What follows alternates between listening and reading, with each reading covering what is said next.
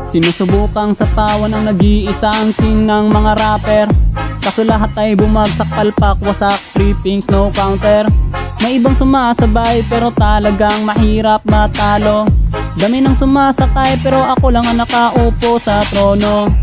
Bloodstrike o PUBG, ML o Call of Duty, wala tong pinipili. Kahit pa 1v20, ako ang nasa tuktok ng rappers dito sa TikTok. Di nyo to matatrash talk, no choice kundi magmukmok. Kahit sino pa na makata ng TikTok ang ipakita, masyado ng halata, lahat yan malalata. Wala nang dapat pang masabi, hinahamon ko si Almighty. Anong masasabi mo boy? Rap battle tayo, unggoy.